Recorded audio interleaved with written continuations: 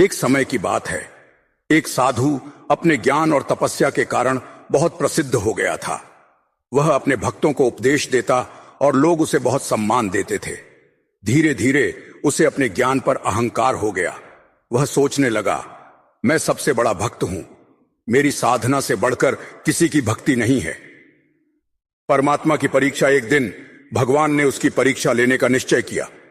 वे एक साधारण किसान का रूप धारण करके साधु के पास पहुंचे। भगवान ने कहा, महात्मा जी, मैं भी भगवान का भक्त हूं, क्या आप मुझे सच्ची भक्ति का रहस्य समझा सकते हैं? साधु ने गर्व से उत्तर दिया, मैं दिन में कई घंटे ध्यान करता हूं, उपवास करता हूं और शास्त्रों का गहन अध्ययन करता हूं, यही सच्ची भक्ति है। भगवान, जो किसान के वेश में थे, मुस्कुराए और बोले, लेकिन मैं तो कुछ भी नहीं जानता। मैं सुबह उठकर भगवान का नाम लेकर खेत जोतने चला जाता हूं, काम के बीच बीच में भी उनका स्मरण करता हूं और जो भी भोजन मिलता है भगवान को समर्पित करके खा लेता हूं। क्या मेरी भक्ति अधूरी है? साधु का अहंकार टूटा। साधु हंसा और बोला, तुम्हारी भक्ति सच्ची नहीं है। बिना तपस्या और ज्ञान के भगवान को पाना असंभव है।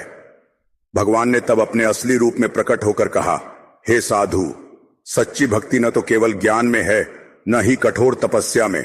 जो भी प्रेम और श्रद्धा से अपने कर्मों को मुझे समर्पित करता है, वही मेरा सच्चा भक्त है। यह सुनकर साधु का अहंकार चूर चूर हो गया।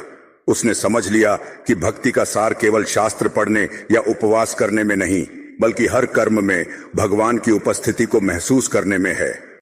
सच्ची भक्ति केवल ज्ञान या कठोर साधना से नहीं, बल्कि निस्वार्थ प्रेम और समर्पण से होती है। ऐसी ही आध्यात्मिक और रहस्यमयी कहानियों के लिए मेरे चैनल मिस्टिक वर्ल्ड को सब्सक्राइब करें।